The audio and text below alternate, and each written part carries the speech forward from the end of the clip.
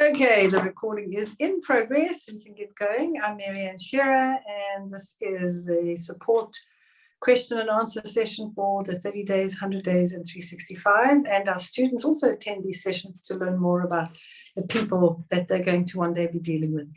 So our goal is to help make the world a better place by helping people create the right environment in which the body can heal and repair itself. And the miracle of all miracles is that the human body does repair itself when we allow it to. And this is the most amazing thing. And we see these testimonies almost daily.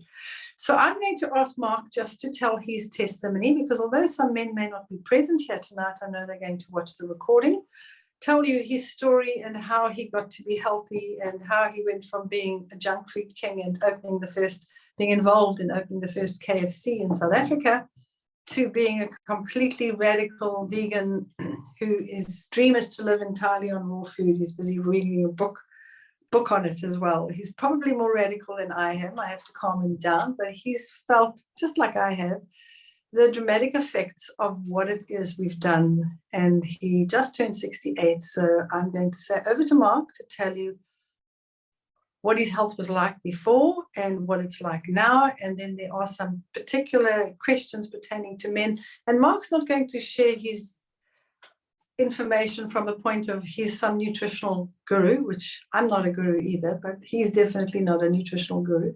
He's going to share his perspective on what he did. So if somebody asks, one of the questions is, how do I stop drinking beer? Mark's going to tell you his story on why and how he did it. So if he forgets, I'll prod his memory and remind him of how he did things. So none of this is rehearsed. This is him shooting from the hip directly, personally to you. So I am going to mute myself and let him get going.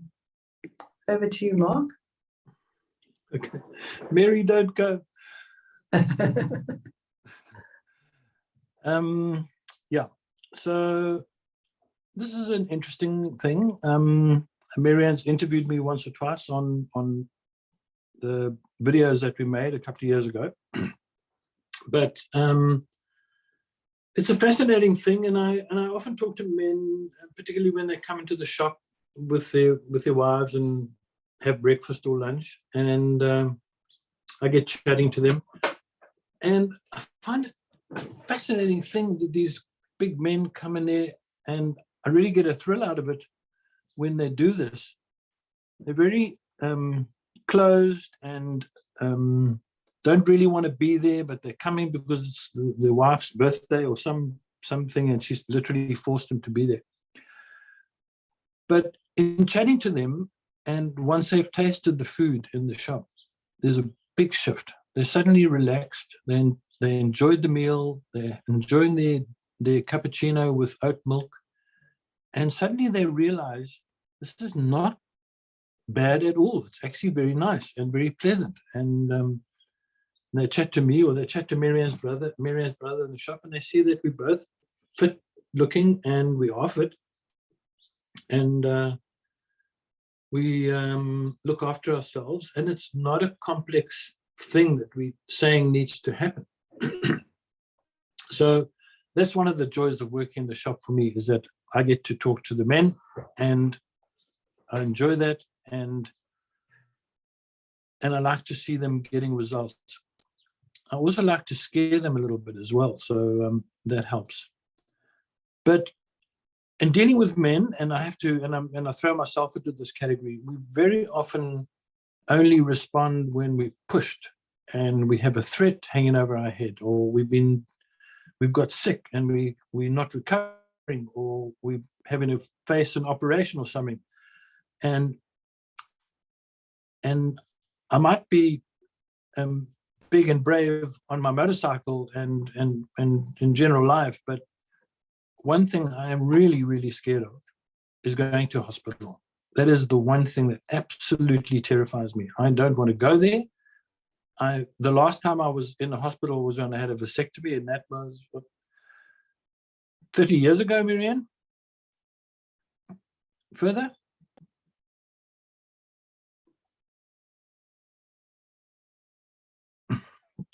Don't worry. There we go. 36 years ago, which is when our youngest daughter was born, and she just turned 36 in January. a long time ago. Yeah. So interestingly enough, I have been vegetarian since that child was born, Meredith. And so I've been a vegetarian for 36 years. And of that, 22 odd as a vegan, completely vegan. So just not to go into my whole life history, but I loved sport at school. I played first team rugby and I was unbeaten in athletics. I still hold a triple jump record in one of my high schools that I was at. And in doing all of that, I damaged my knees, and sort of in my mid-40s, they started really hurting me. And as much as I loved running and jogging, I had to literally stop because it was affecting that. And then Marianne had to go to the States on a speaking tour for some time, and in that time, I was literally able to eat exactly what I felt I needed to eat, and I stayed completely on raw food in that time.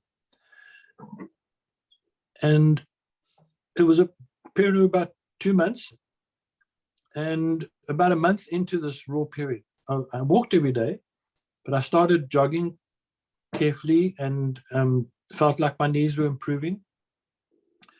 And there just came one day and one point in that 2-month period where the pain went completely, and I was able to literally run. And I promise you, I nearly didn't stop running. I was so thrilled and so happy about it.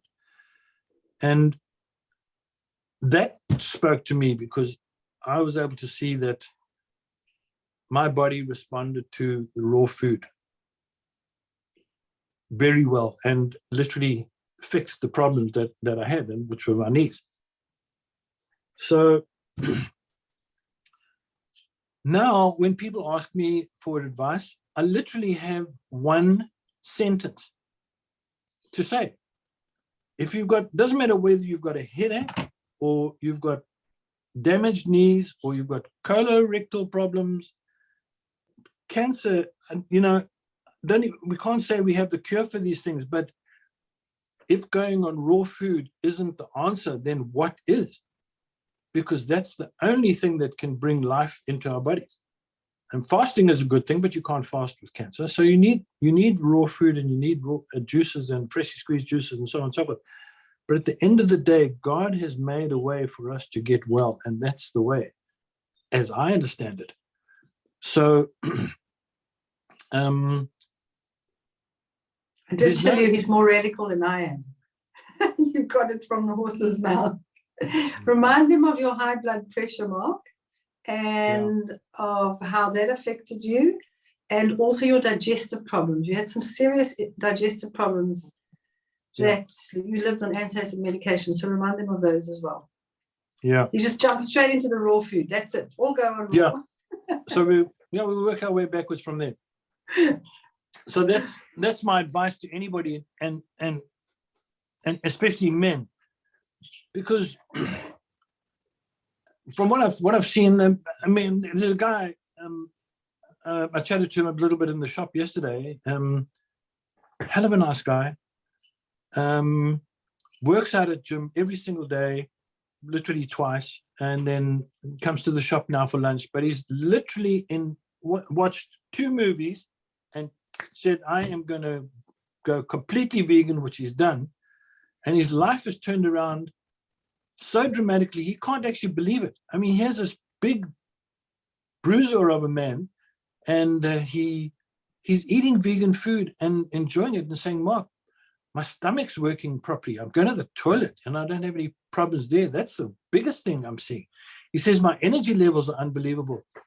He said to me yesterday, he said, if I work out 2 or 3 days in a row, I literally cannot get out of bed on the fourth day. So, feedback like that is really valuable, because. So now when he works out, has it improved? Big time. He's got. What did he say? Enormous. Well, he says he's just thrashing it. He's just not tired. His recovery rate is less than half the time that it was. I mean, this is in 3 weeks. from this guy literally having protein with every single meal that he had. And So he's now saying to me, he's not on a raw diet, he's on a vegan not on diet. raw. No, he's just gone vegan. Yeah, just gone vegan. So there are steps to this thing, and we took, Marianne and I took 4 or 5 years to get to a place where we were really, really feeling good. When I was working, and I was working in a restaurant chain, I did start in Kentucky Fried Chicken, then I ended up at a big restaurant chain as one of their general managers. And I literally could walk into any steakhouse or pizzeria or fast food outlet that we owned and have any single meal that I wanted at any time of the day. And there was no talk of payment or anything like that. And I became vegetarian in that environment. And the guys that I worked with said, "Mark, what's wrong with you, man? Why don't you eat a steak?" I said, "No, I don't feel great on it." And that was actually the truth. If I went without meat for a period of time, a couple of weeks, and then one particular occasion, my mom actually invited us around for a braai and made a big thing of it. She ordered this special wors from the also known as a barbecue. Wors, in case you're barbecue. South Africa. It's like Australians know what wors is, I'm sure. I know, but there's some other people here too. Yeah. All right. So we had this barbecue, and that was on the Sunday, and literally all 5 of us in the family, Marianne and I and the 3 girls, all got up on Tuesday morning sick as dogs from eating meat, and I felt it. And the driver for me, and not only my fear of hospitals, but the driver for me on an everyday basis. I'm not scared of going to the hospital every day, but I have to be front and center with my business. And it's been like this since we were first in business. And the first shop we did was started in 1991. It's all very well when someone's paying you a salary to stay home and lie in bed and be sick and you have a medical aid. But when you have your own company, there's nobody else to do the job. You have to do it. And you have to stay sharp and you have to stay on top of it. And for that reason, I eat this way. That's the main reason. I need to be sharp from Monday through to Sunday. There's no off days. We take a day off on Saturday, but generally speaking, we have to be sharp. And that's the reason I eat and do what I do as far as exercise and looking after myself. So where was I going? Yeah, your health problems in the beginning, blood pressure, digestion, those problems were pretty bad. Yeah, so having access to all these fast foods and stuff, I literally carried Rennie's indigestion tablets with me all of the time, like literally in my suit coat pocket, and then I'd eat them like sweets. It was ridiculous. You can't. It's a minor drug on the scale of drugs, but it bothered me, and it bothered Marianne as well. So we had to find an answer, and the answer came in a very strange book. One weekend, the Sunday Times advertised this book called Food Combining for Health, and I read a bit about the book, and I said to Marianne, "Look at this. These people, these 2 women, Doris Grant and Jean Joyce, I remember their names clearly. They're saying if you don't mix proteins and carbohydrates at the same meal, your digestive problems will go away." So we literally jumped in the car, raced off to the CNA and got the book and read it, devoured it, and put the principles into practice. And literally overnight, things changed. Our digestive problems did stop, and my indigestion went away completely. I lost weight. I started feeling fantastic, and so did Marianne. And that really was the beginning of. And Marianne's got her own story about her allergies and stuff, and we can talk about. She can talk about that another time. But for us, it was the start of a journey that we're still on to a large degree. It's a huge learning curve, because you literally flying in the face of everything you've grown up with as a kid and what you're busy doing. It's difficult in the beginning. So that's why we came up with the 5 steps. So in blocks. Firstly, if I'm speaking to anybody about anything, the 5 steps. Keep it simple. Start every meal with something raw. Properly combine your food, snack on raw fruit and veg. And then if they can do that for a while, then we move them on to, if they've got problems, health problems, then we move them on to a high raw diet or a completely raw diet. And then with some probably heading towards a fast, a 3-day fast or a 5-day fast. And both Marianne and I have done fast, and they're good to do. So we definitely endorse that. And I actually love fasting, but I haven't been able, for some years now, I haven't been able to get away and actually just, not worry about the shop and the business. But hopefully soon we can do that. So included in all of that, I had high blood pressure. Both my parents suffered from it and took medication for it, and both my grandparents suffered from it and took medication. And it was considered so bad by the medical aid that I was with and the insurance company that when I left school and went to do my army training for a year, I could not get insurance because of my background, my history with my parents having high blood pressure. So I wasn't able to get any insurance on that. And I didn't know what to do with it. As far as, in those days, as far as I was concerned, health was the absence of disease. So I didn't know what the answer was. I mean, when I met Marianne and she used to eat muesli. I mean, what was the stuff? Like, this is horse food, like, seriously. I mean, the healthiest thing I ate was porridge with milk and sugar. So it's been a long journey, and it's been a lot of fun. And I think I can't give myself any credit in where we've got to, except that I've been very supportive of what Marianne has found out and the research that she's done, and I've worked with her on the experimentation. I've said, yes, this is working for me. Let's go down this road, and we work. We tried the same thing on our kids, and they responded well to it, and so we expanded that circle, and hence then the book came out, and we went from there. But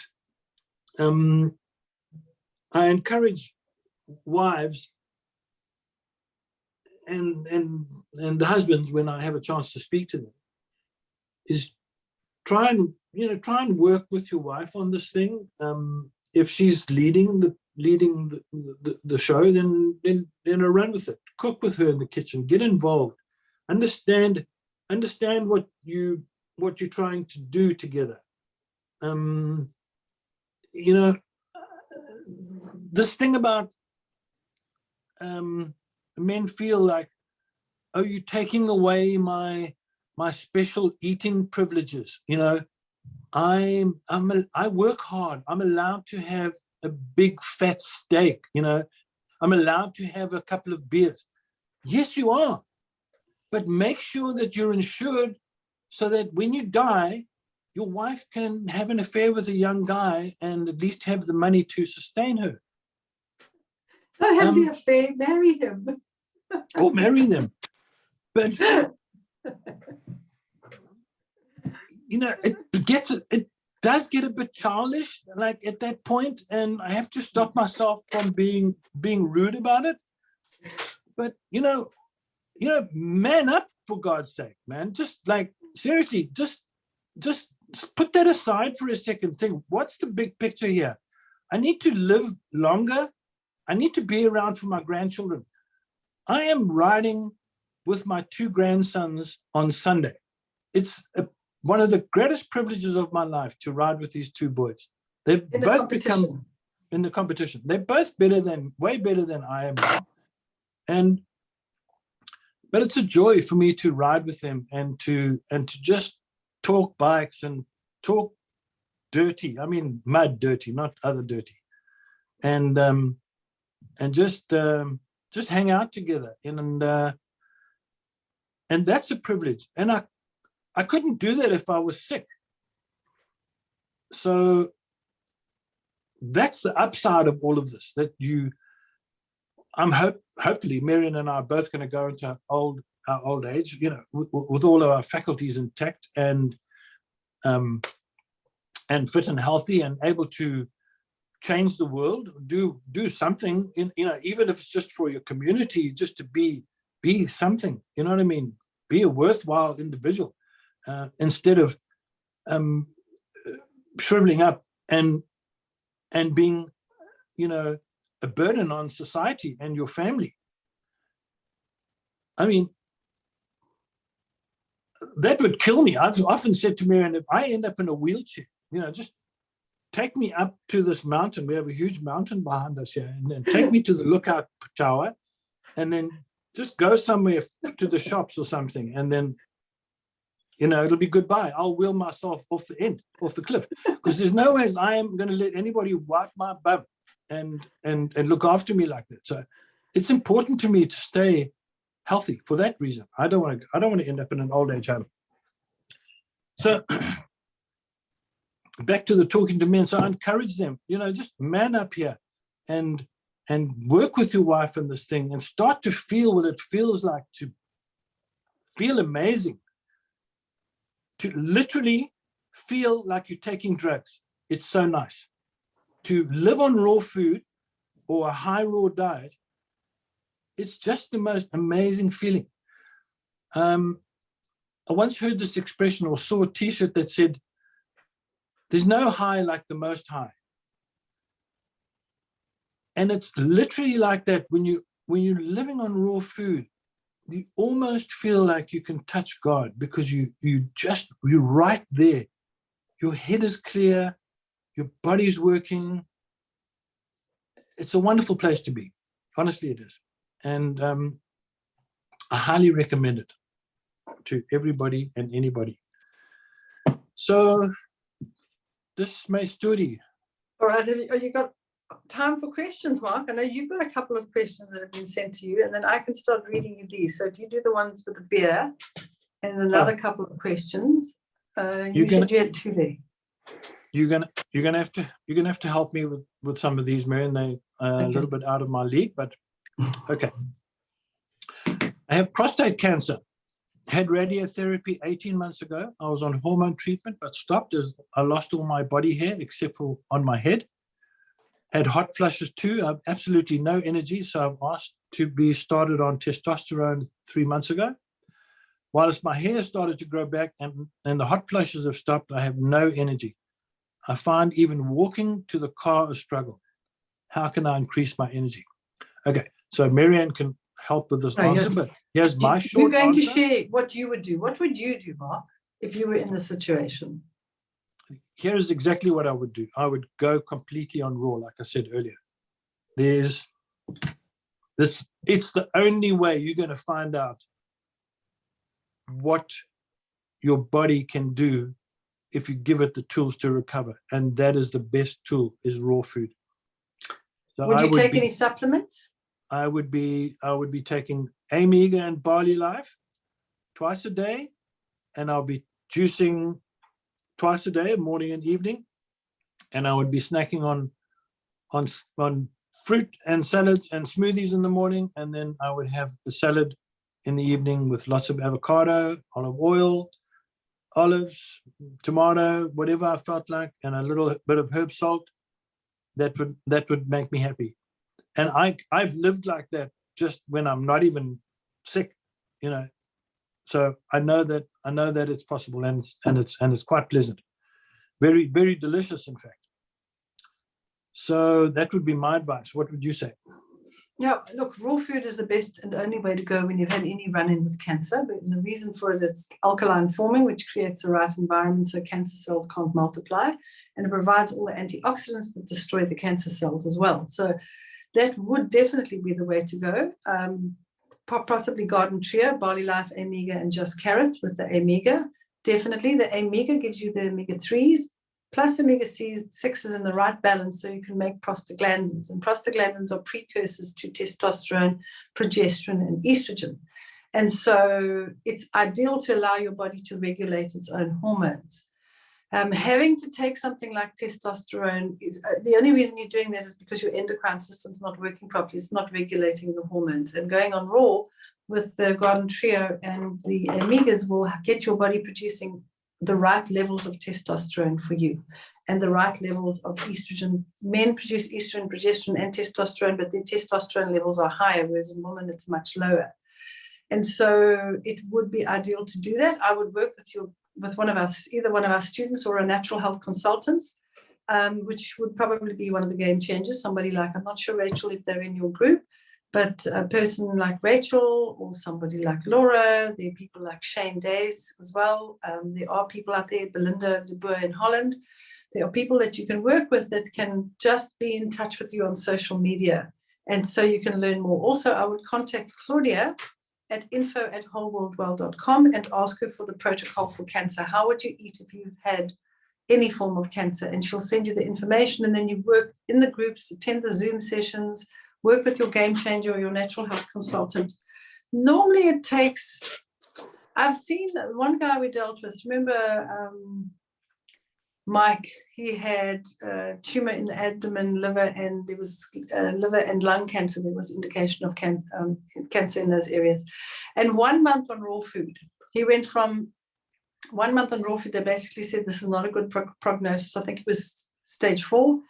1 month later on raw food, they couldn't detect any cancer in his lungs or in his liver. And the tumor was there, but it had reduced by half. And Mike just got thought in his mind he wanted this tumor taken out. He didn't want to wait for it to shrink. And he went in to have it taken out. They couldn't find any other cancer other than the shrunken tumor. So that was 1 month on raw food. I tell people 3 months on totally raw food. Once you've had a run-in with cancer, you can't go back to eating animal protein at all. It triggers cancer so quickly. Once you've had it, it's almost like your body's got this memory, and then it triggers it. So you don't want to be one of these people who recovers from cancer and then 5 years later gets it again. So you don't have to live on raw food as much as Mark would like us all to live on raw food, and it would be wonderful. We'd never have to wash dishes. Well, hardly ever, unless you had a bit of olive oil on it. Just rinse it under cold water even.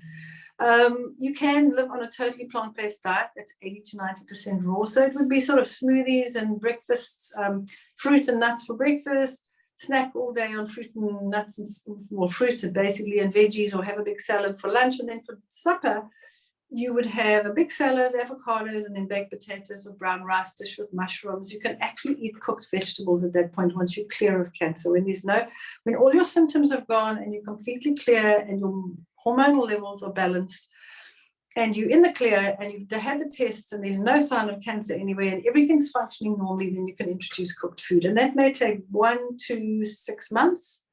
I haven't seen anybody really, maybe 8 or let's say 1 month to 12 months is the maximum I've seen people. But on average, it's 1 to 3 months we've seen people recover and they're able to introduce cooked food at that point. Some people that I've dealt with cancer like living on raw food once they've experienced it. And they don't want to eat cooked food. So some people I've dealt with 12, 15 years later, they're still on raw food. And then they might occasionally have something cooked, but it's like, 3 times a year. And it's something light like brown rice or a potato or something tiny. But some people just love it. They love that feeling of being on that incredible high, which you can experience on a totally plant-based diet as well. But it's another level when you're on raw food. And raw food totally suits some people long-term, but other people find that they do better on a little bit of cooked food. So don't turn it into a religion, because it's the minute you start turning it into a fanatical obsession, you're actually going to destroy your aims, which is to help other people. And if you tell people go on raw food, it's fine to tell them when they've got cancer. They're looking for desperate measures for a desperate reason. They're desperate. I would, let people know that they can eat cooked food, but not animal products once you've had cancer. So you've got another one, Mark, on beer? Yeah. So, yeah, that I sort of made clear as well, that the 5 steps, so the one of the quickest, the nicest, easiest way into this thing, and then especially the food combining. I have type 2 diabetes, and in my early 70s. Hold on a second. You've done have you done the beer thing? You haven't really done it. No, we're getting there. Okay, all right. Type 2 diabetes, yeah. And am in my early 70s. My man bits have shrunk, and I need to sit to do a wee, otherwise I miss. Is there anything I can do to help? Is there anything I can do to help with this? And yes, I am carrying a few extra kilos. So what would you do? This man, I would say, look, you have to get on the 100 days to health and slowly start to lose this weight and slowly start to exercise. Those would be the two things that I would suggest. And obviously get on the AIM products, the AIM and the Barley Life, the AIM Vegan and the Barley Life.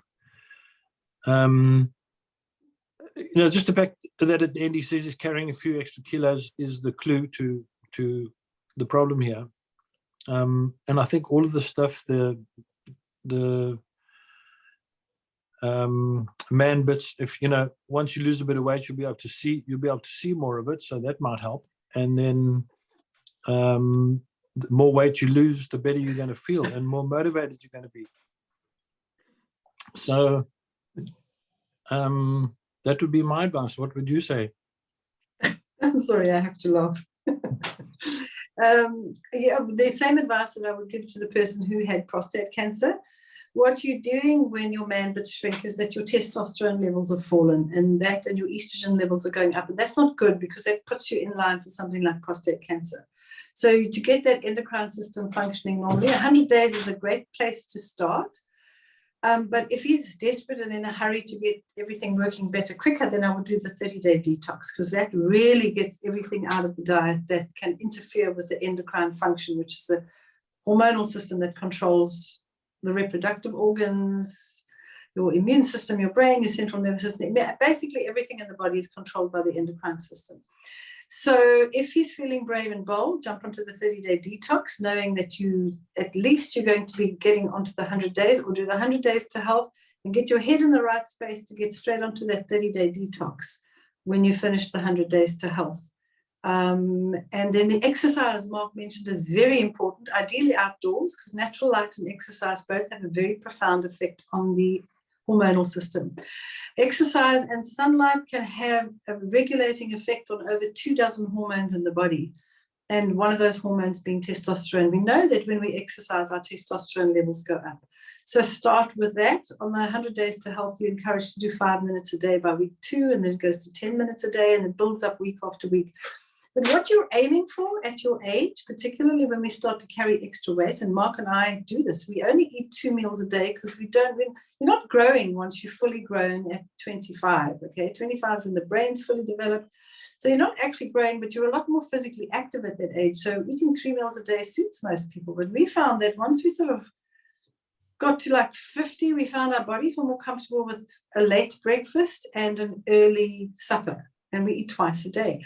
But what we do, and that keeps us on the right side of our weight, is that we find that we do need to be physically active. Keeps the hormone in balance, it keeps the hormonal system functioning, all the body parts in every area work properly, so you can enjoy intimacy in your relationships as well. And we exercise, Mark and I aim to exercise at least 45 minutes twice a day. Now, some days we'll do an hour in the morning, or some days we'll do a 20-minute quick walk because we've got an early meeting, for example. We've got things that have got on. And then in the evening, we might walk for over an hour 15 minutes, or Mark will go ride his bike, for example, for 45 minutes, which is, going over obstacles. It's not just riding along. He's literally having to lift that bike over obstacles. And then after that, he'll mow the lawn for an hour. So we try to do a combination of about an hour and a half exercise over a day. Sometimes it's more than that. If we're shoveling a compost heap, it's usually a chain reaction. You have a compost heap that's fresh. You've got the one that's been tossed out of there, and it's over here. And then you've got the one that's kind of need to be sifted here. So it's usually a three hump process. So what we have to do is we sift this one over here. So we're physically shoveling stuff and sifting. Then this one has to get tossed onto this heap, and that one has to come out of there. And you start all over. That can sometimes, depending on the size of the compost, can be a whole days of physical exercise that we do. So we look for opportunities everywhere to exercise, which is really the opposite of what most people do. I mean, in the way we thought in the olden days was, when I say before we changed our lifestyle, was let's try and avoid exercise at any cost. And as we get older, we're usually more financially stable. So then we find other people to mow our lawn, and other people to carry our parcels, and other people to dig and turn the compost. So what we've got to do is actually rise up and say, no, I'm doing this stuff myself, because it's going to make me fit and strong, because it makes what almost seems crazy. I remember saying to Mark, this is crazy. We're driving around the parking lot looking for a place to park as close as possible to the gym as we can get, so that we can walk inside, pay somebody to walk on a treadmill that goes nowhere. It was reminded me of that song, I'm on the road to nowhere. And I said, instead, what we should be doing is parking our car as far as possible as we can from the gym, walking to the gym up and down in the parking lot and getting free exercise. And why must I walk I'd rather go for a walk in a forest or along the beachfront or up a mountain than walk on a treadmill anytime. So the thing that I found with both of us is we actually look for opportunities to exercise. We don't look for shortcuts. We don't look like, oh, well, I'm going to have to walk down there. It's like, we do it as parents, like we said to our kids, won't you go to the car and fetch something? And the kids like, must I? I'm always going everywhere. Now it's a case of, I'm going to the car to fetch something. And then our kids will say, would you like me to get it? No, thanks. I need to get steps. Wearing a watch or a device that gives you steps motivates you. I need more steps on my watch. So it kind of motivates you. So you're looking for these opportunities. I would say work towards doing at least 10,000 steps a day. More than that, you're doing really well. Somewhere between 10 and 20,000, but 10,000 for us is the least. If I don't reach my 10,000, we'll walk on the beach in the dark. That's how bad we get. But it keeps the hormones in balance, and that's important. Exercise outside keeps the testosterone levels where they should be. And once the testosterone levels start coming up, you find your weight loss is normal. Men will put on weight and their private parts shrink when the estrogen levels are too high and the testosterone is low. That's probably, if you had to do tests, it would indicate that. High estrogen levels tend to promote cancer and promote excess weight on the body. So we try to balance it, exercise, right diet. 30-day detox would be ideal if you wanted to sort it out quickly, otherwise 100 days to health. What's your next one, Mark? I have water fasted on and off for many years, sometimes up to 30 days when I was in my late 20s. I'm now in my 40s. I find fasting hard, and I don't seem to get the breakthrough in my health that I used to. Why would this be? Also, I find in between fasting, I can't control my appetite. I just want to eat everything. How can I get this eating under control? So I kind of know what you're talking about, because I did the same thing when I was young, and then working in the bank, I used to fast and just literally live on tea.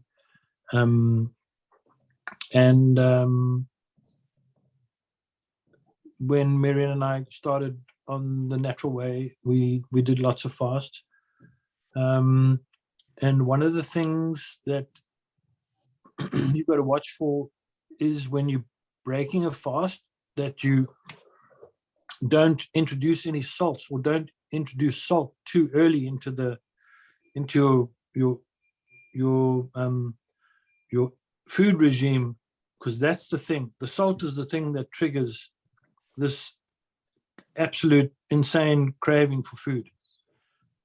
So you've got to watch that carefully. If you can stay on fruit, we say when we're fasting that literally, if you're going to fast for a week, you've got to be in preparation for that for 2 weeks, and you've got to be coming off the fast for 2 weeks. And that means literally you're on, to do the fast properly, you'd have to be on raw food for 2 solid weeks, and then winding down, so you keep your bowels clean and empty as possible when you go into the fast. And then when you start eating again, that your bowels start up again and they start working properly again. And you stay on raw, and you're getting a lot of roughage, and you're not getting any salt in that food. So that's what we would recommend. So in his case, if we wanted to do another 30-day fast, you'd have to be on raw food for 60 days before that, and then 60 days afterwards, coming off the fast. And that way he would feel the real benefits of the fast. And that will help with the out of control eating. But I would also recommend on the out of control eating side, what helps the most is to have a regimen to your day. Like Marianne said, we only eat twice a day. So we start off in the morning. I make the barley and with just carrots and ready beets and amiga, and we have that at about 8:30. And then the next time we eat will be at around about 11. I'll have my smoothie and maybe some grain-free muesli. And then we won't eat again until 4 o'clock. And that's it for the day. Now, you can't really let that get out of control because you find your appetite is satiated by those 2 meals because they're high raw and they're giving you the nutrients that you want. And then the other trick is not to keep food in the fridge or the house or in the pantry that you don't really want yourself to eat, or your kids for that matter. So try and get a routine going. So it's exercise, the barley, 2 or at his, at the age that he's at now, he could be on 2 meals quite easily. And then and exercise again in the afternoon. That will stop the cravings and that'll stop the inordinate appetite as well. What would you say, Marianne? Yeah, I would.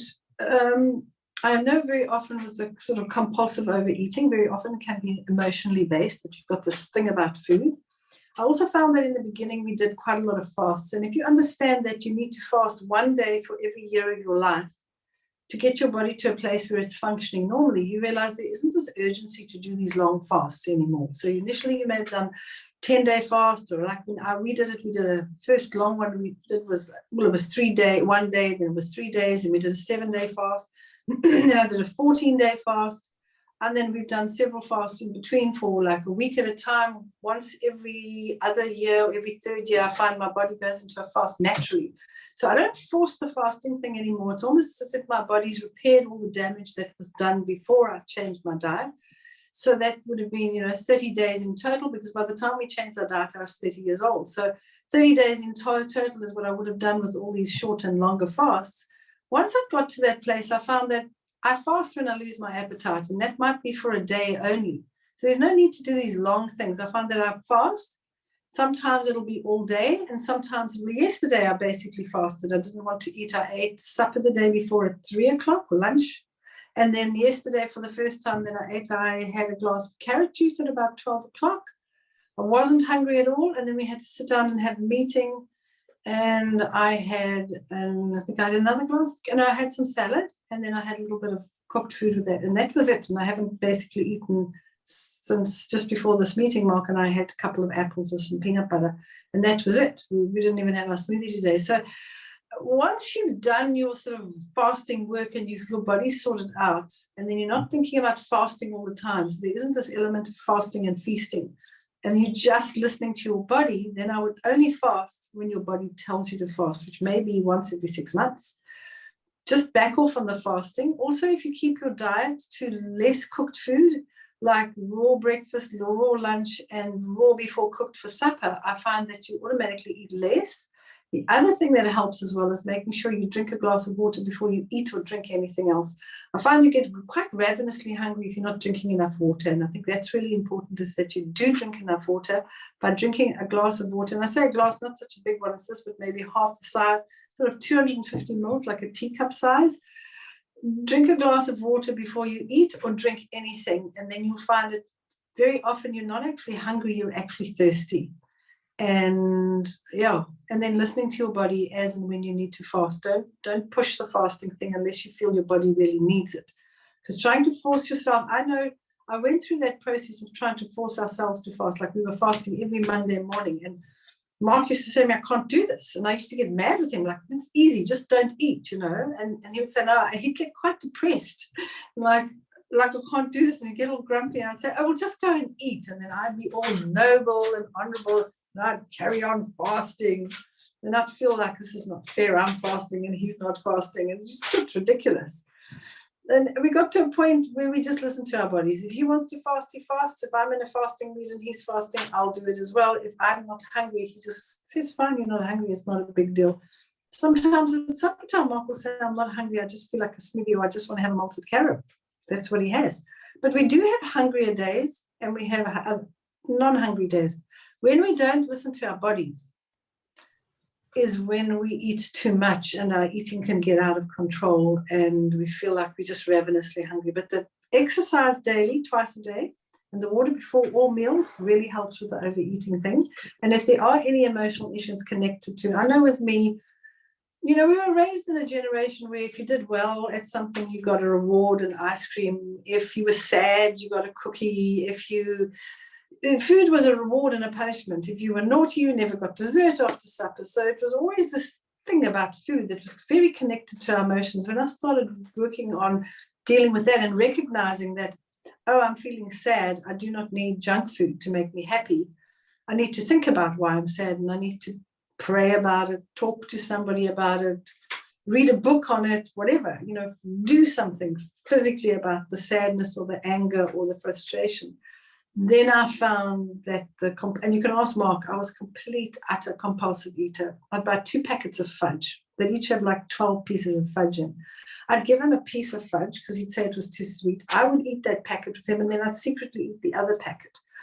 I could start with, I think Mark's weak spot is if he starts with bread, he struggles to stop with that. But once you go gluten-free, it's not addictive. Gluten-free bread is, you eat a slice or 2 and you're fine. So going gluten-free helped us as well. We do find gluten triggers an eating frenzy. We haven't eaten gluten in years. But both of us, if we eat gluten or dairy products, it gets you going. They both have kind of an opioid effect on the body, and you want to eat more. So those are 2 things that you just take them out. It helps a lot as well. But the exercise, the water, that's a place to start. And then listening to your body. What Mark said as well helps as well. All right, Mark, I've got some questions here when you're done there. And I'll ask you those as well, because they're for you specifically. All right. Is there any way to stop balding? Balding is related to testosterone levels. When your testosterone levels are high, very often you will have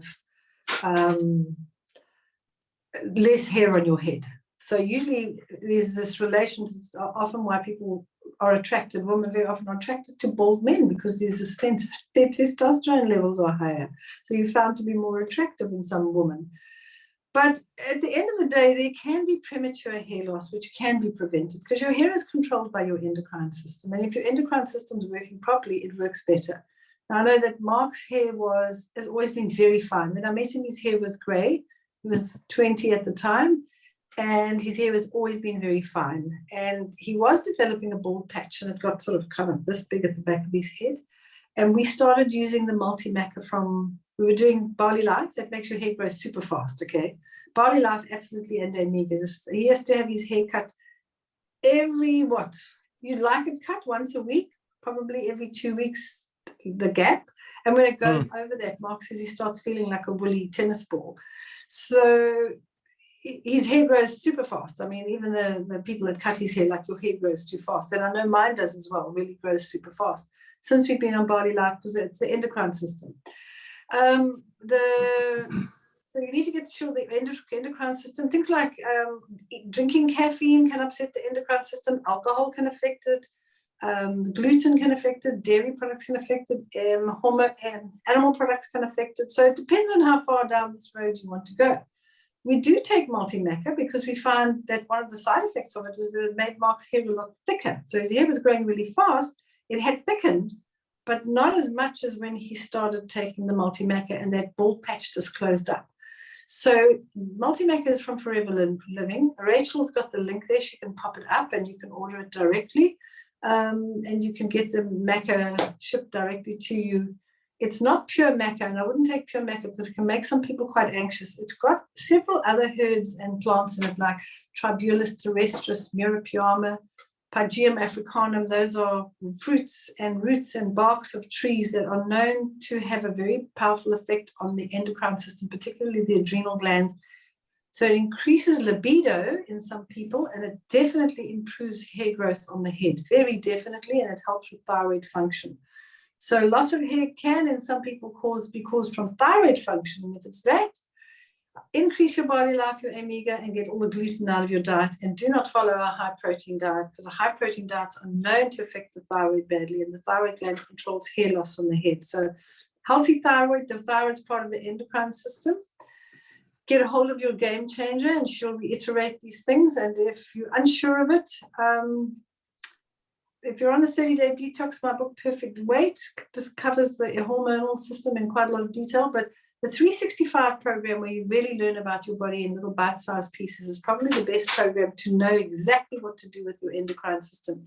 It takes a while just to learn that and remember it. So it's important to understand. The cello that stands behind me, for those of you who've never been in the group, is to remind you that you can't learn to play a cello overnight, or any other instrument for that matter, but you can. And then the same thing is, you're not going to learn to be healthy overnight. It takes time. You've got to learn and read and practice and learn and read and talk, and then you start feeling the benefits, and then you start to, and you can't stop learning about your body. It's such an amazing thing. I'm still learning stuff about the human body, particularly the brain, but even the endocrine system. Amazing stuff.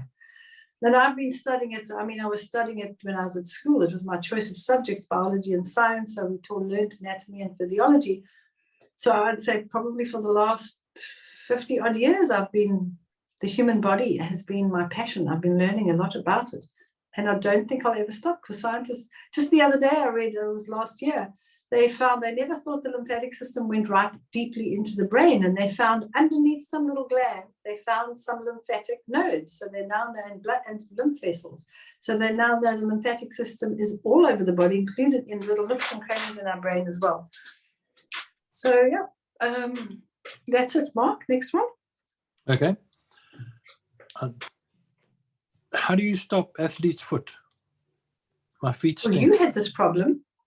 You had athlete's foot. Do you remember how we stopped it, how you got rid of it? No. Number one is Mark got all refined sugar and alcohol out of his diet. It just triggers it. It's the most, and then now you would get him to dry between his toes properly. Men don't take time to dry between their toes like the women usually do, but you need to dry between your toes very carefully.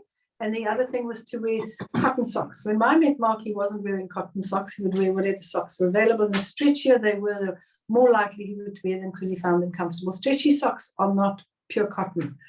So the pure cotton is also pure bamboo. In fact, there's a range of socks and underwear, I think it comes from Australia, called Boody, B-O-O-D-Y. It's stuff made from bamboo. It's bamboo.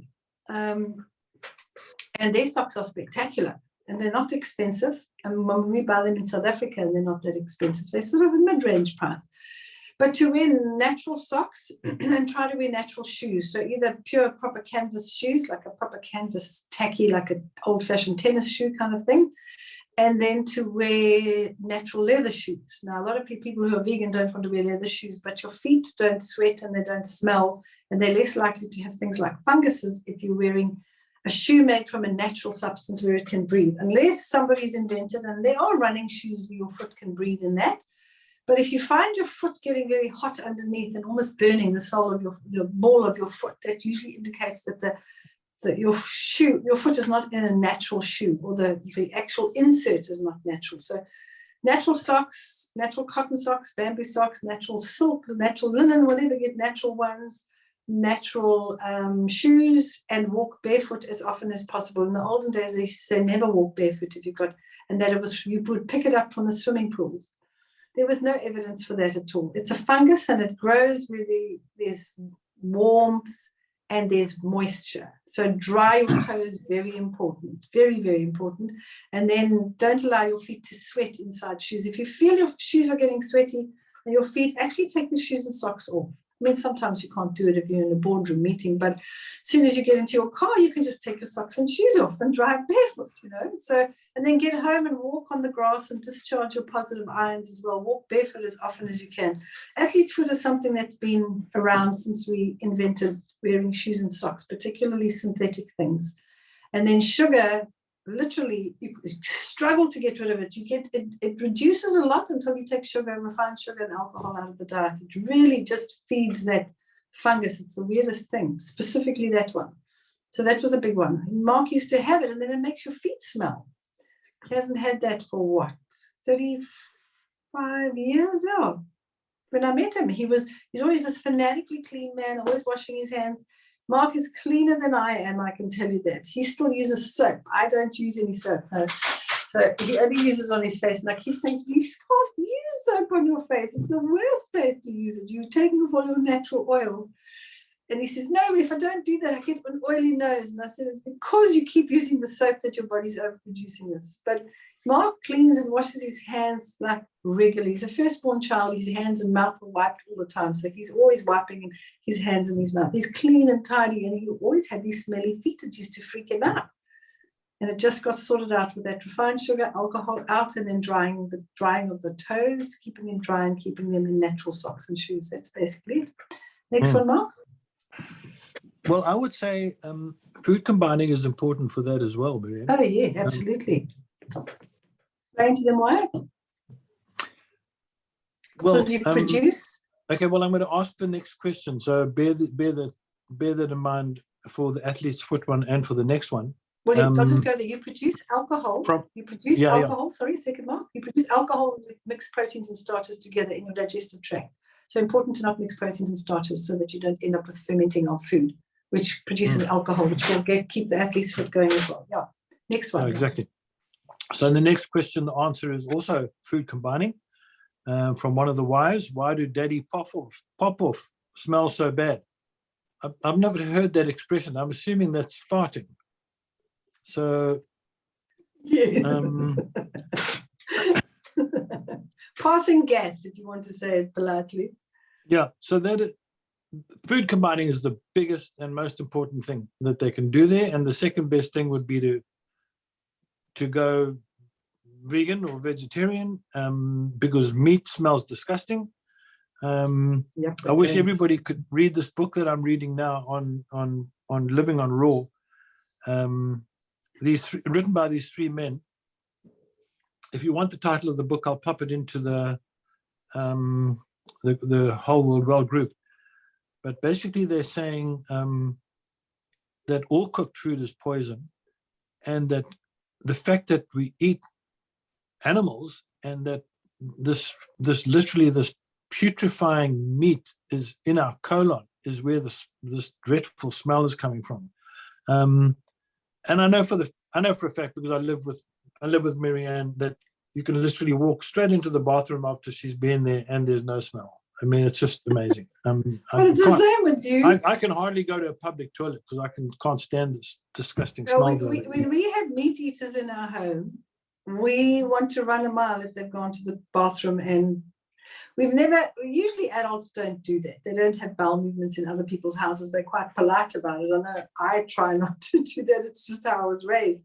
But when our children were smaller, would come and visit us, man, they would go to the bathroom and we would run and hide, open all the windows and take our essential oils and spray it around. And these kids it was always the meat-eating animals, humans, that were the bowel movements and gas past was the most foul smelling. And we know, because it was like that when we were eating meat. It was not pleasant. There's a question later on about body odor and stuff as well, which is, yeah. So, okay, so this is my last question, and one I've been looking forward to answering. What is the best way to go about reducing my beer intake? I enjoy a beer or 6, but it flares up my gut. So this is an interesting question because it isn't just a simple question.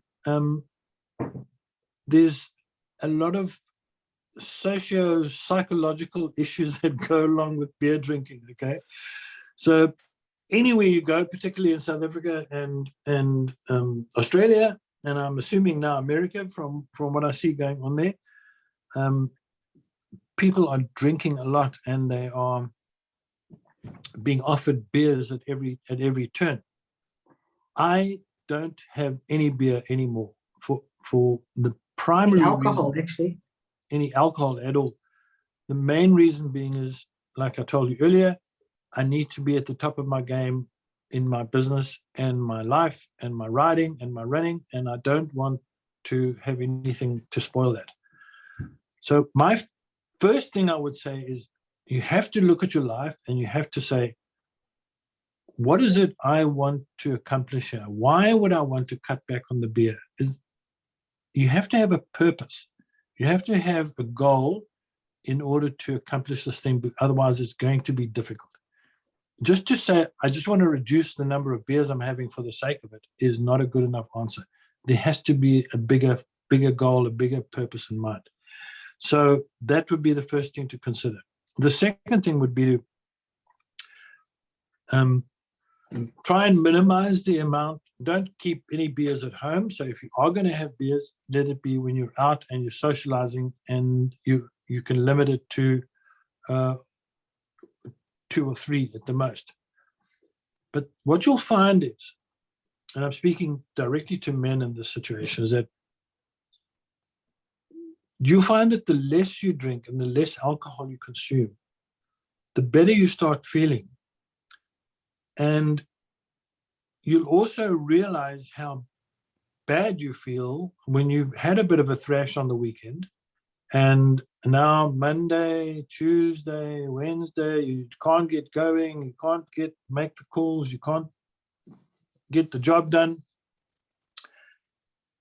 And you don't want to feel like that. And if you don't want to feel like that, I'm giving you the answer. You know, you've got to stop, you've got to slow this thing down.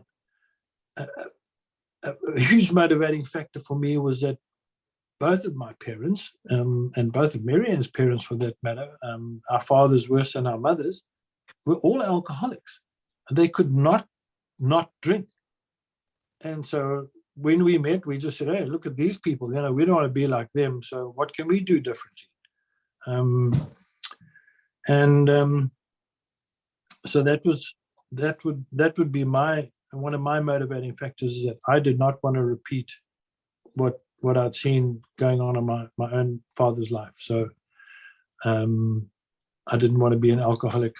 And he wasn't a horrible drink, and neither was Marianne's dad, but they were pretty useless. And they both came out of the same generation. They both had very similar parents. They were wealthy parents. And but they just couldn't cut it in life, and they didn't know what was going on. And finally, on this subject, I have been known to enjoy sex.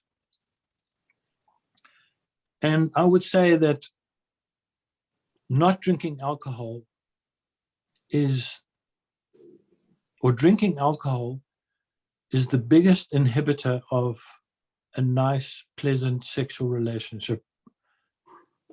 It is very damaging. It's damaging as far as erection goes. It's damaging as far as, you know, premature ejaculation. And I'm just speaking from my own personal experience. When I stopped drinking completely, I found my sexual performance much better and my personal enjoyment much better, and very few problems in that area, you know, completely. So I don't know about anybody else, but I would make that a huge motivating factor to have a better sex life. If you're gonna, I mean, seriously, is it such a big deal to not drink and have a great sex life with your wife? I don't know. It's an easy trade-off for me. Mark must let you know he wasn't a big drinker. He would have had maybe between 1 and 3 beers a week maximum, which was usually on a Friday night, maybe on a Saturday. So like a Friday night a beer, maybe a Saturday a beer, maybe a Sunday. But on average, like if I remember, it was like a beer on a Friday night. And he used to say that it took him until Thursday to feel his best self. And then Friday he'd have beer again. And he said he started asking himself if it was crazy, because he could see the cycle. Then he'd feel great on a Thursday afternoon, Friday, and then he'd have another beer. in this whole cycle, and he would get very grumpy and moody. And besides the sort of physical aspect of your sexual relationship, there's nothing like a moody husband who's sulking and being non-communicative around the house too. Because, you know, woman, for us, it's not just the act, it's the build-up to the act. It's the sweet talk and the kisses and the cuddles and the nice mood and being kind and telling your wife that you love her. And that doesn't happen, well, certainly to Mark. He wasn't in that frame of mind when he'd had a beer on a Friday. It would take, as I say, until about Thursday that he would start to sweet talk me. And then I'd like, well, it's too late now. You've been rude to me all week. I don't want to know you. So it helps not only physically, but emotionally and mentally as well. It was a big, big factor from what I saw from the outside and how it affected our relationship. And I'd say the reason that we are happily married is because we care about the way we treat our bodies so that we can be the nicest people towards each other. This is our 46th year of marriage. I look at this Amber Heard and Johnny Depp thing and I see all the alcohol going on, never mind the drugs, just the alcohol side. I know I would trash the house if I had alcohol. I would be just like Amber Heard, screaming, shouting, being mean, and then thinking I was in the right and all in the wrong. I mean, I look at that and I think, oh my word, that could have been Mark and I. It could have been. We never went down that road. I used to have an odd drink occasionally, and it used to one drink and I'd want to go to sleep. Mark said he usually had a window of opportunity 15 minutes after a drink, otherwise I'd be going to sleep. And I wasn't passing out from drunk, I would just get so sleepy. I think my blood sugar would drop very low. I just wanted to go to sleep. I'd say I need to go to bed now, and up and go to bed. But yeah, that crazy behavior, definitely from my part, I would have been the crazy one hitting him and being the abusive, physically abusive wife. I would definitely have been, because sugar alone did that to me. The odd occasion I'd have a glass of Cinzano because it was sweet. I didn't like any alcohol because it was usually bitter. It did the same thing to me as eating a packet of fudge. I would just get verbally and emotionally and physically abusive. So I really feel sorry for them. Maybe I need to do a podcast on why I think she's so badly behaved, but that's for another day.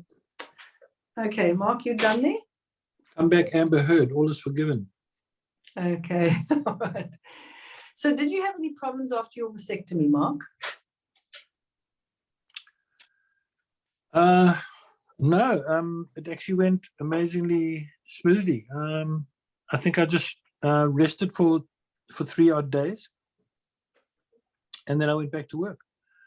Some people now, men, go in the morning and they go to work in the afternoon. So it's the process. It's an interesting thing, though, this whole vasectomy. If I'm lying in the bath and I feel around there with my hand and my finger, I can actually feel the ends of the Vas deferens. Vas deferens, yeah. That it's hard, that it's but it doesn't affect my sexual performance at all, in any area. So it's a bit of a head, men can get a bit of a head thing about this, and I know with myself, once Mark had the vasectomy, it's a lot more easier to be relaxed, because when you're worrying about falling pregnant, because I had to come off the contraceptive pill because it actually was part of my bipolar behavior. It made me very crazy. It was a combination of the refined sugar and the contraceptive pill. And I know two of my daughters, all three of them actually on the contraceptive pill, they do very badly on it as well. Also get depressed and moody and emotional, and it's a common side effect of the contraceptive pill. So we were using natural what is it called, the Billings method, where you're looking at your cycle and your temperature and all of that stuff. And the thing that made it was that I was a more eager participant, knowing that I wouldn't fall pregnant. Not that I dreaded it, it's just that we had a really tight budget. We couldn't fit another child into our house, never mind our budget, and even our car was full with 3 kids. So it was just this, trying to avoid pregnancy always puts you on the sort of high alert, like I don't want to fall pregnant, and you're not as relaxed. And a woman being relaxed goes a long way to improving sexual intimacy, definitely in a relationship. So yeah. Okay, next question. Yep, I feel the energy. I have heaps more energy. I do house cleaning and can work longer hours now, and my body can handle it now. Hi, Mark. Could you put any book into the school curriculum for boys? If you could put a book into a school curriculum for boys, which would it be? I think I know the answer to this. Sex Manners for Men. Yep. I read it when I was a youngster, and it was very helpful. Yeah, maybe that's a book that needs to be written and incorporated. Maybe you need to find that book and republish it and update it. So it's not a book Mark wrote, but he told me about it because I always found him such a considerate, kind man. And I always thought about his dad was a gentleman alcoholic. I mean, he came from the era of colonial parents. They were gentlemen, but Mark in his peers was always very respectful towards all women, not just me. Even his mother, who he didn't particularly like her behavior. He loved his mother. He treated her always with the utmost respect. I'd say probably both our mothers are very narcissistic, and they could be really verbally mean. Mark was never, ever rude or obnoxious or disrespectful towards our mothers. And often there were times that I was like just blown away by the fact that he would handle them so incredibly well. But any woman, he's always been very, very respectful towards them and their space and anything. And also, obviously, in the bedroom as well, that book really, really helped him. He didn't have parents that were communicating with him or anything. And, teenage boys just learn sleazy stuff from their friends. And teenage girls these days are not much better than that. So it would be an interesting book. I've never seen the book, so we need to go online and see if we can find it. Maybe you can update it, Mark, and do your version of it. But that's an interesting one. Yeah.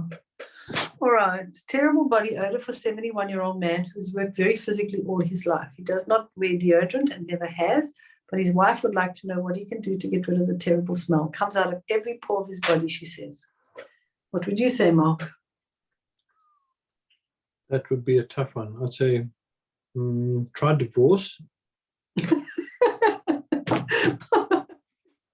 No, look, firstly, I'd take tons of barley life because it's loaded with chlorophyll, and chlorophyll is a natural deodorizer. It deodorizes the body. It makes you smell better. So that's where I would start. Taking that, I say take barley life. I'd try and give it to him half an hour before breakfast, lunch, and supper, at least a teaspoon or 6 capsules with a mega. That is very much the lymphatic system. That's where that smell is coming from. The lymphatic system is clogged, and if you don't sort it out, you could get cancer of the lymphatic system. So how do you got to get all the animal fats out of it. It's animal fat, it goes rancid. If you've ever smelled animal fat go rancid, it smells like really disgusting, sour armpits. That's what it smells like. Onions and vinegar and garlic can add to that smell. So if you want to get rid of them, I would try and get them onto a 6-week program. No onion, no garlic, and definitely no animal fat and dairy products, like maybe some fish or an egg occasionally, but the 30-day detox would be wonderful for him to do, and the food on that program is very delicious and there's a lot of it. But he may not be open to that. But I'd start with the barley life, and then he's physically active, so he's sweating all day. But that would indicate a clogged lymphatic system. You could use herbal release, which is from barley life, from the AIM company. It is a natural combination of herbs and leaves, and it helps to neutralize the smell and helps the lymphatic system clean out as well. Definitely start reducing the amount of heated fats and animal fats in the diet by encouraging more natural fats, like omega. If he was taking 6 omega 3 times a day, he wouldn't crave fatty foods, he wouldn't crave cheese, he wouldn't crave juicy chips and steaks and things like that. So once the body gets enough essential fatty acids, you almost kind of repulsed by fats. It's not something you crave. So definitely barley life, omega 3 times a day, I would go for that. 6 capsules of each if he doesn't like the powder, 3 times a day. And then Aerobic exercise cleans out the body. If he could get him to do some walking in the morning before he went to work and then shower, once you've got rid of that initial sweat, then the sweat that comes out first, that first morning sweat always smells the worst. Once you get rid of it by exercising and cleaning out the lymphatic system for at least 20 to 30 minutes, and you go to have a shower, if you do sweat and you're not using deodorant, the smell is a lot milder. The chlorophyll in the body life will help definitely. It also helps with breath, makes your breath sweet as well. And then the onion, garlic, and the animal fats is something that you've got to move towards. But get him definitely onto the 100 Days to Health, just for starters. That's a really gentle program, and he won't feel like you've moved his cheese too far to the left. But I'd say it definitely has to get off animal derivatives to fix it completely. On that subject, Marianne, prostate issues. I don't know if it's a question that's been asked or not, but we touched on it a little bit early. But I'm just reminded of the fact, and I just want to tell people the story. I found that if I have any heated fats, I get prostate alarm bell starts to go off. For example, a weekend ago, we have a fantastic little chip shop down the road here in Gordons Bay, and the grandkids always nagging us like, "Can we go? Can we go?" So when it's right, and the weather's rainy or stuff, we go down and we get a packet of chips, and then we go and sit and eat it at the beach. So we did this 2 weekends in a row recently, and after the second, normally do it once a year. Yeah. After the second batch of chips, a day later, I said to Marianne, "You know that I'm finding it difficult to urinate, just from literally heated chips, the cooked chips, the fat in the chips, and it's vegetable fat, it's sunflower oil, and it goes straight." It goes straight to this prostate gland, and it took about 3 days for it to wear off.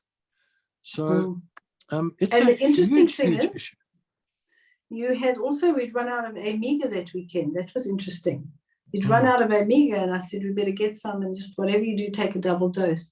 So the omega-3s help to keep the prostate gland healthy. So Amiga is very important for that, the barley life. Heated fats prevent your body from using essential fatty acids like omega-3s efficiently. So if you're eating heated fats, it could block your body's ability to use the essential fatty acids, which means you're not going to be able to regulate your hormonal system. That's testosterone, estrogen, progesterone, and then a whole host of other hormones that the body makes as well. And those hormones are what control your bladder and the prostate gland in men, and the ability to urinate and kidney function in men and women and children. So so that's an interesting one. Okay, what have we got now?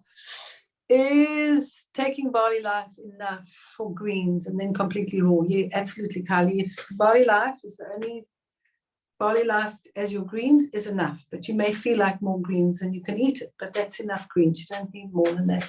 Is it okay for children to fast? My son will get up and he doesn't eat until maybe 1 p.m. He's 11. It's absolutely important that children learn to listen to their bodies. And if his body's saying don't eat right now, it's absolutely not a problem. His body will tell him if he needs to eat. But I would make things like fresh fruit available for him in the mornings and offer it to him, because it's a great time of the day to get fresh fruit into the diet. It's not heavy on the digestive tract. It's very light. And very often most people don't eat enough fruit. So it's a great way to get that in first thing in the morning, maybe a glass of freshly extracted orange juice or apple juice, or just a little smoothie. He might want it, if you made a little smoothie, he might eat it at 10 or 11 o'clock, for example, but you really can't force kids to eat. I tried doing that with my middle daughter, and she would just puke after the meals. And I took her to the doctor, and he inspected her and looked down her throat and listened to her breathing in her heart and everything else. And he took one look at me. Dr. Morton was his name. He said, "Marianne, she's not hungry at 7 o'clock in the morning. Feed her later." So I thought she had some terrible digestive problem. And to this day, she's now 40. She still doesn't like eating in the morning. She still only likes to eat after lunchtime. And that's her listening to her body. And she's never had any issues. All right. Do you know something that will count steps without the EMF? Do I know something that will count steps? I think there are some watches that are not satellite connected. Most watches are satellite connected. What I do is I only put it on in the morning, and then in the evening, the end of the day, I take it off and go and put it in the charger far away from where I am and where we sleep. So there are some watches that I think I heard of that take your steps from movement and not from satellite. So that would be an interesting one. We'll have to investigate that one and see. If you want to work it out in kilometers, that's another way to measure it. There are ways of measuring it. You can measure it on a bicycle with a distance measuring device. What's it called? Not the speedometer. Odometer. Pardon? Odometer. Odometer, that's it. You could walk with an odometer in your pocket, which is measuring it physically. But now everything's pretty electronic, but there are old-fashioned odometers that you could put, for example, on your bicycle wheel. So you can measure a distance, and then you can say, okay, that's a 3-kilometer walk. And 10,000 steps is about 8 kilometers, 7 to 8 kilometers. So if you walk 7 to 8 kilometers, and you can measure your distances yourself, up and down the stairs, you can just take a tape one day and measure all the places you walk, and then you can add it up. It's not bad. It's a good mental exercise. You're just mentally adding it up as you walk around. But you could go for a walk in the morning and know that you're doing 3.5 to 4 kilometers in the morning and another 3.5 or 4 kilometers in the afternoon. I'd say do 3 to 5 kilometers morning and 3 to 5 kilometers in the afternoon, and you're pretty much there. All righty there. Marianne, when you say you have hungry days, do you think there's a reason you have those days? There usually is, and it's very often because I've done a lot of physical exercise. I've done a lot of hectic physical exercise, or I've had some very stressful days. I find when I'm stressed, I don't get stressed, but if I have days that are packed back to back, and I've got to speak to difficult parents, and I've got to be on the phone to somebody else, and then I've got to talk to somebody else, and I've got to sort something out. I have those days, they're so busy, I don't even have time to eat. And there are days like that. I can have 3-4 of them in a row where I'm hardly eating. And then it's like Saturday, and I'm like, I'm hungry. And then I'll eat a lot on that day. I'll just be grazing all day long. And so it's usually, if it's days after either being very physically active, like working an entire, because on the day we work physically active, we're not very hungry. Physical activity, I find, suppresses my appetite. But the day after that, I might be very hungry as well. So that would be the main. There's something else. Yeah, that would be the main reason. You can also have them on days that you're premenstrual. I don't menstruate anymore, but women that are premenstrual, very often that time before, they can get quite hungry. And that's when you're craving fats. So it's important to make sure you're getting extra omega, extra barley life, otherwise you'll have premenstrual tension. So make sure you're getting natural fats, avocados, nuts and seeds, your omegas. Take extra omegas the week before you start menstruating, and extra barley. All right, Nutella is my nemesis. Love it. Sarah, it was mine too. And then I made healthy Nutella. And we made it using our malted carob and carob chunks that we use. And we add some coconut oil to it, or organic or coconut, and of course hazelnuts. You've got to add them, and you have to toast them lightly. We have our own hazelnut spread. It has twice as many hazelnuts in it as Nutella. And I actually had it on a slice of bread yesterday after lunch with my dessert. You can just eat it off the spoon. I know exactly. You can try playing around with it. You may not have all the right ingredients, but we do. If you're in South Africa, you can order it online. And one day when we've got a factory in Australia, you can order it there. But you can try playing around and making your own. Just you must lightly roast those hazelnuts. I put carob in it so that I'm not getting caffeine. I don't know if you have access to carob. There's a bit of vanilla in it. You can just play around and have fun. Try that one out. Make peanut butter out of hazelnuts. So you have hazelnut butter.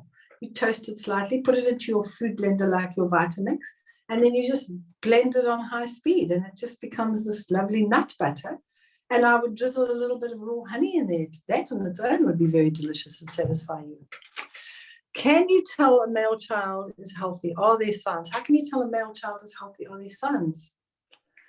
It's a difficult question. It's the same with males and females. Their hair is usually not dull and it's shiny. Their scalp is healthy. It depends on if it's a baby or a teenager, but at any stage, you're looking at the hair, the skin, the scalp, and the eyes and the tongue. If the tongue is clear and not coated with white stuff, if the eyes are sparkly and not dull, if the hair is shiny and healthy and the scalp is nice and pink and rosy and the skin is good. If your skin is dull and looks like there's no life in it, if the cheeks are, there's nice, good color and the face looks shiny, there's no makeup on it, shiny face, sparkly eyes, and then also a child that has energy, a child that, what I'm talking about is moderated energy, not crazy energy bouncing off everything, a child that has energy, they can jump, they can run, they're enthusiastic. Children that are not well usually are dull, they're depressed, they're tired, their bowel movements don't work properly. A child should be having at least one decent bowel movement a day, as thick as your finger, if they are passed out of their diapers. If they are babies, they'll probably have 2 or 3 bowel movements a day still if they're in their diapers. And it won't be bad smelling. It's a healthy, sweet smell, especially if it's a breastfed baby. So it depends on what the age of the child is.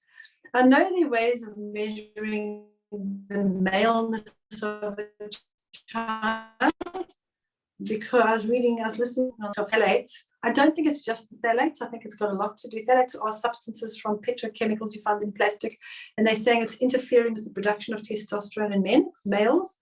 But we also know that things like dairy products interfere with it. So if the mom is breastfeeding and drinking dairy, it can affect her. The mother being on the contraceptive pill can affect an unborn child or a child that's been breastfed, for example. So we need to be very cognizant of the fact that our hormonal system needs to be very healthy if we're going to produce a healthy male. Now, what they found is shrunken male parts, the testes and the penis are shrunken and much smaller. And the distance between the anus and the testes is much shorter in distance. It's much longer in distance, one or the other. I'll get the video and I'll put it in the group, and the Game Changers can send it to you, where it talks specifically about that. It's a doctor that does those tests. The thing is that I have seen mothers correct the maleness in their sons if they're not feeling their male parts are not fully properly developed.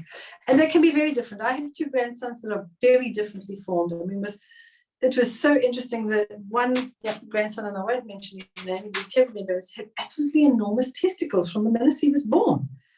And like he was the second one. Well, now people will know. Our mouths hung open. We were like, I'm changed the nappy. I said, oh gosh, look at this. And he's just gone on to, that's who he is. He has larger testicles.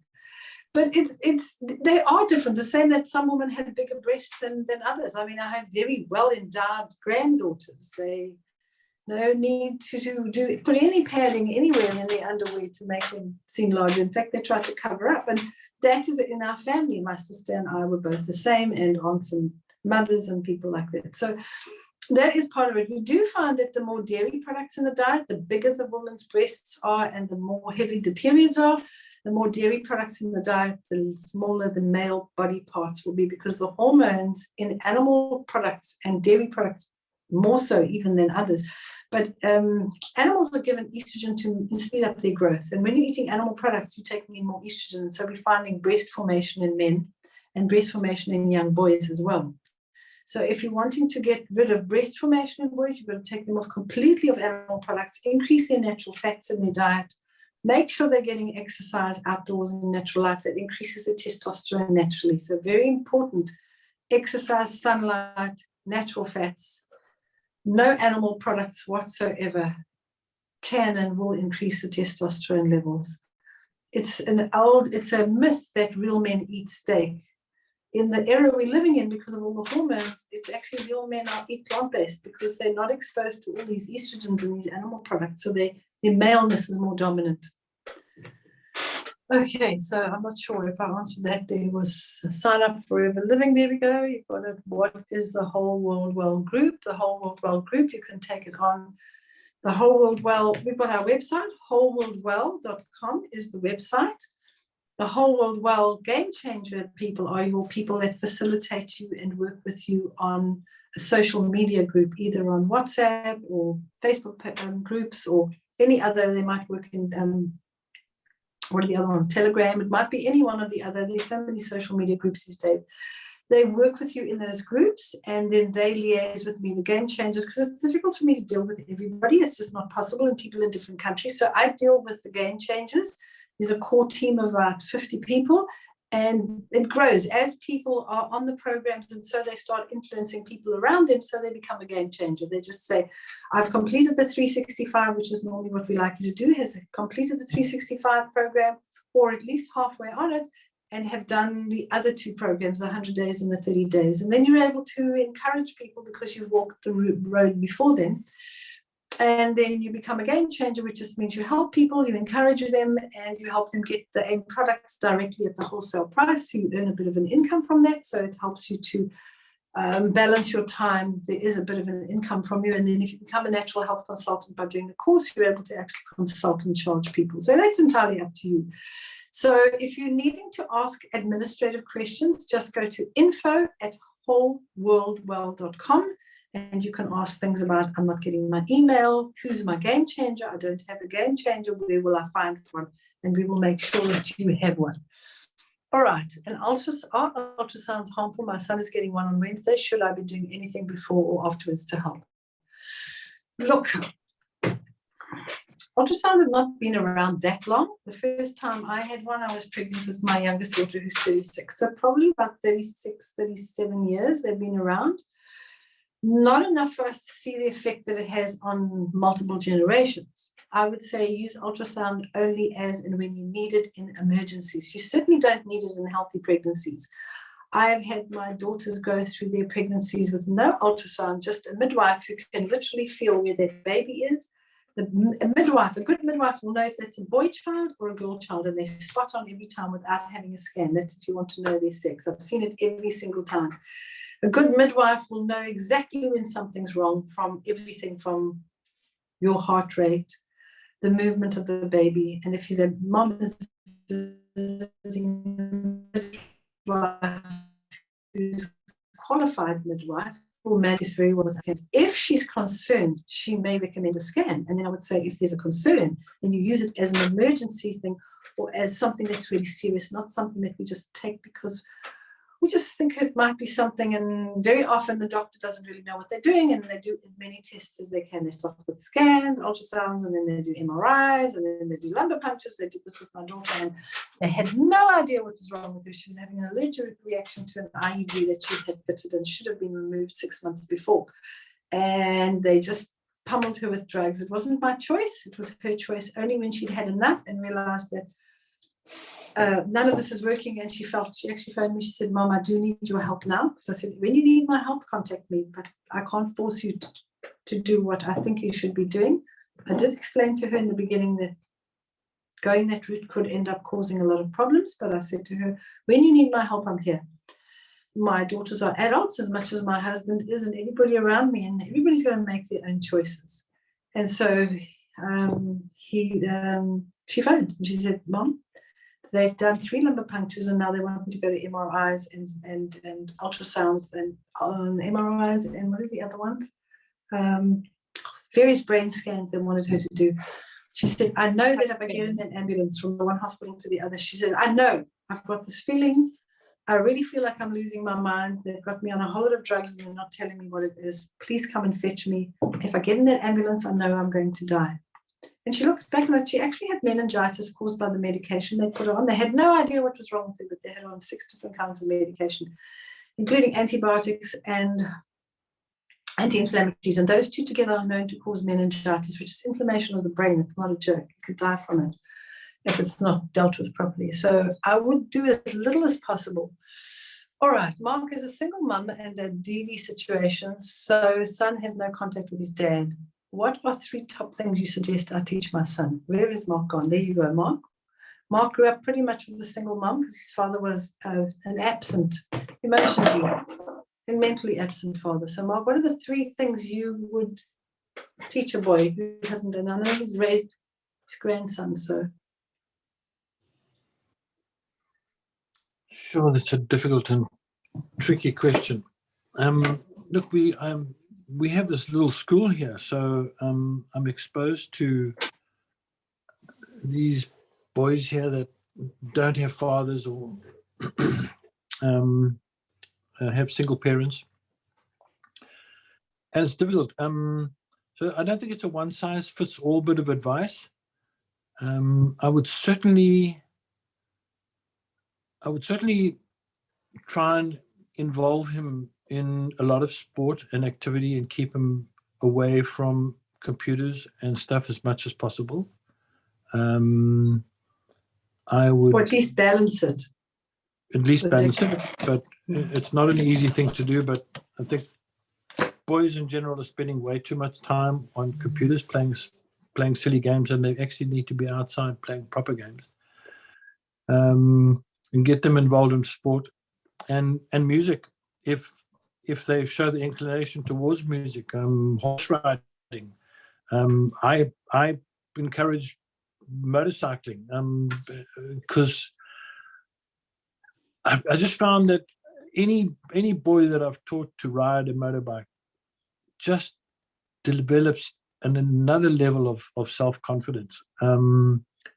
It's a wonderful skill because he suddenly realizes that he can go places, and when he gets his bike license, he's going to be able to ride safely. And both of my grandsons, when I talk about my boys, my grandsons are like that. They're both confident, and they can drive a car well, and they can reverse a car with a trailer, with literally things that I've taught them, just from hanging around with me and being with me in the car. And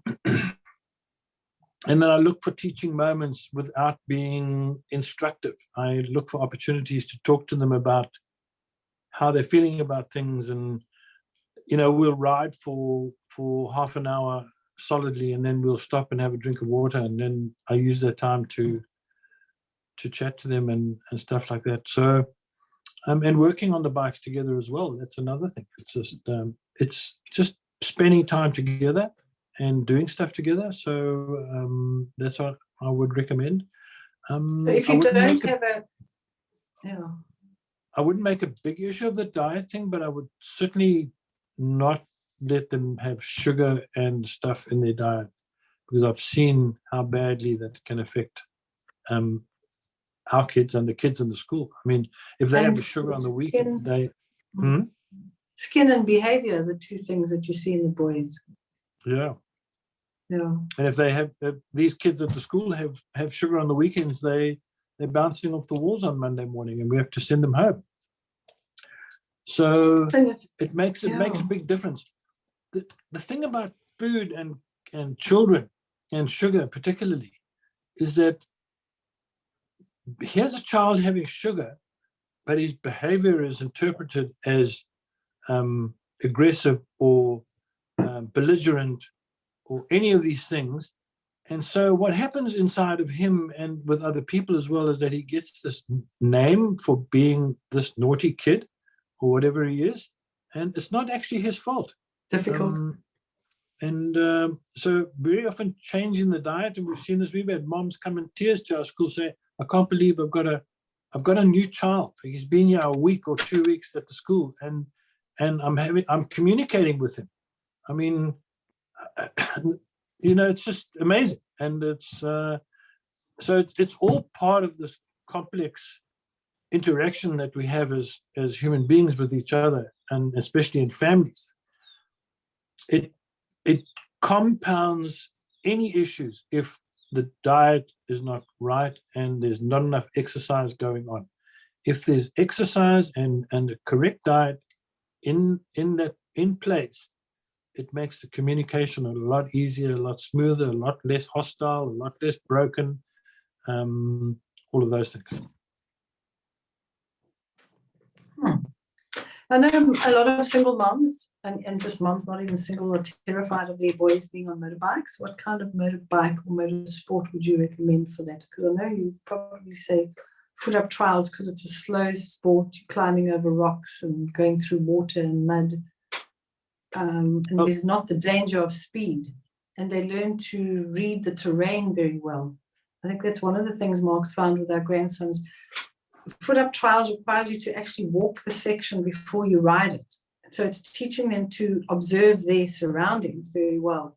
And so they've got to look, there's a hidden rock there, and there's that, and you're looking for branches as you're going through, an area where there's maybe overhanging branches. it's taught our grandsons to drive very well. It's an interesting thing. They're very, very conscious of the road and who's on the road. And as it's such, they don't have road bikes. They've got just foot-up trials bikes, which don't have any lights. So maybe try and get them into a foot-up trials club and get, one of the older men. Usually it's a nice range of men from like 20 years to like 60, 70-year-old men. And if you were to join a club like that, you could get somebody, somebody or somebody who's happily married. Obviously, you've got to check the person out, but they're not got some other habits that are bad, but potentially get him into maybe foot-up trials. And Mark says it's very big in Australia, apparently. You can actually help them find a club there, Mark, that they could go and find. No, I'd be more than happy to. Because I know my brothers as well. My brothers grew up without their father. I have two brothers, and my father was completely absent. He never was in our lives. He never gave maintenance. He just was not around. And I know both of them learned to ride motorbikes, and I know that it helped them because Mark one of my brothers actually works with us, helped them to be more confident, definitely. And I think confidence very often comes from the father, and if he's not there, the men find they're not. But once they've got a skill like being able to ride a motorbike, as scary as it is, if you get them properly taught and trained by somebody who knows what they're doing, then they're not going to be stupid on it. I think that's often yes, it's not a scary sport because you can't really get badly hurt. You can get scrapes and scratches from trees and things, but that's minor. And boys need to get hurt now and again. Here's the thing: trials and the sections that we go through teach you a lot about life as well, because they're teaching you to be prepared. Well, the bike has to be prepared before you go and complete an event. Your body has to be prepared, so you focused on your health and being fit and strong, and then you have to be as Marianne said, you have to read the section and walk it, and I've often said to a youngster in an event, like, don't just ride through the section like without walking. Have you walked the section before? Yeah, I said no. Because he's now asking somebody else, hey, where's that flag and where's that flag? He's going to try and ride through it without even walking. I said, you can't do that. You must walk the section, because and I'm setting this trial this coming weekend, but I do stuff deliberately to trick them, to, let them think that it's going this way, but it's actually turned this way. So if you haven't walked, you don't know where it is. But those are life skills, and it's not just about this sport. So you get this combination of this manly environment, and it's not to say that a woman can't ride trials, but they can. You get this lovely manly environment with men in the club wanting and willing to help and be involved in these young boys' lives as they start to ride trials and start to commit to it. And I can remember distinctly running behind Stephen up this flight of stairs because I didn't want him to fall. He couldn't see me, but I was running up behind him so that if he did fall or did lose his balance, that I'd be behind him. And he made it, and it was great. And he went on to do good things. And I felt quite emotional that particular day because he'd gone to this next level. But I also felt like the men in the club were wishing me and him the best, and they were doing everything they could to help and to be involved. So it was a great time. And if any of them ever watch this video, I just want to thank you for that, for helping me with Stephen and Dylan, because it does take a town to raise a child. It does, and this is the safe in a motorcycle environment to bring a kid up. And look, cycling would be great as well, but you can get badly hurt in mountain biking as well, really badly hurt, like shoulders knocked out completely and knees broken and all sorts of things. So trials, from my point of view, is a much safer sport, and I'd be happy to share with anybody, if they wanted to know more about it. Your favorite movie is a movie called On Any Sunday, which you probably find on YouTube, won't you?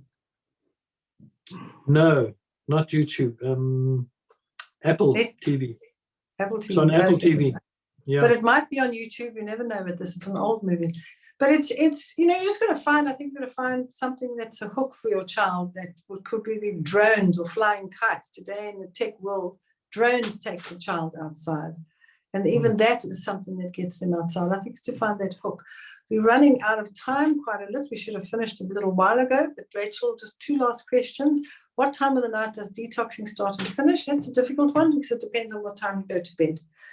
Some people suggest that it starts when the sun sets and stops when the sun rises. Well, it never stops. Deep repair and cleansing is usually at nighttime, and it's when you rested. So if you're working hard and running around, it's not really going to get into the phase of deep repair and detoxification until you are in bed flat on your back. So depending on the time you go to bed, some people will say it starts from midnight until midday the next day. But it really, your body is detoxifying all the time. You are breathing carbon dioxide out of your lungs, you're going to the bathroom and you're getting rid of urine and feces, and all of that is detoxification. Your body's cleaning out, healing, repair. Your body will step up repair when you are either fasting and or sleeping. So sleeping is when you have more repair, because your body can be totally focused on the body instead of the mind and the fingers and the hands and everything else that's moving. When you're lying down, it's focused on doing repair work. And that will slow down once you get up as well. For some people, I find that I don't like to eat until midday most days because my stomach just doesn't want anything in it. Just like leave it alone. But sometimes I'm starving at 10 in the morning. Listening to the body is important. If you want to help your body do more repair work, eat earlier and eat later. Then you're in a sort of semi-fasted space, so your healing will continue for longer. And then precocious puberty, is it hereditary? Well, you can have a genetic predisposition. I prefer that terminology, the genetic predisposition towards precocious puberty, which just means going through puberty at a younger age. Their genetic predisposition is there, but it doesn't need to be played up at all if your diet and lifestyle change. We know that you can change your genetic expression by changing your diet and lifestyle.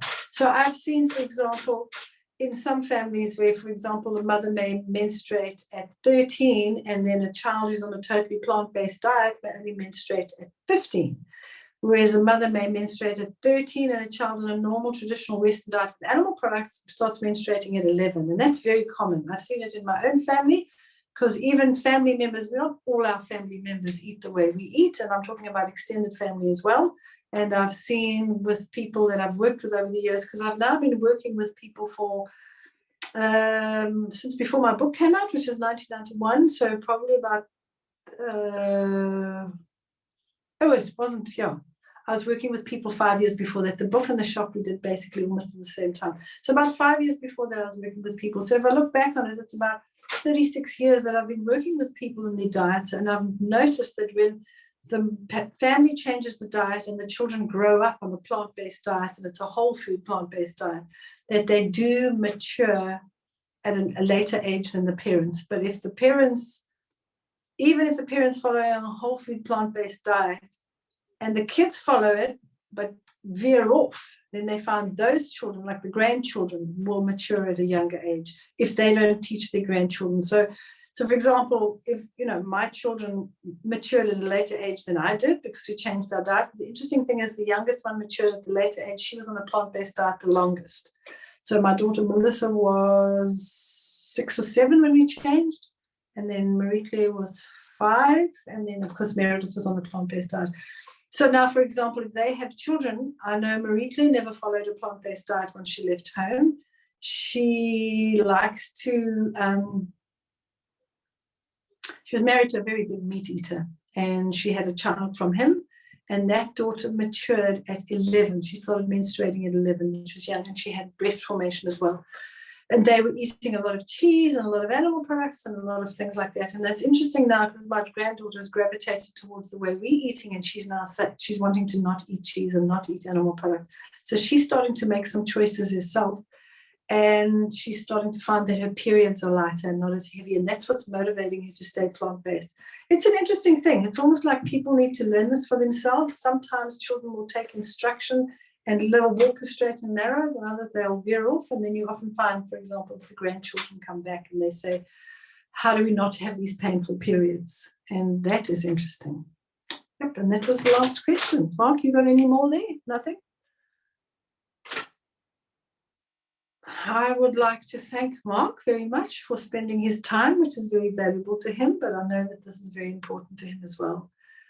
I think it's been invaluable to all of us, and I've been reminded of some stuff as well. Thank you for all your time and your wonderful questions that you asked. And of course, it's always been an honor and a privilege to be part of your journey.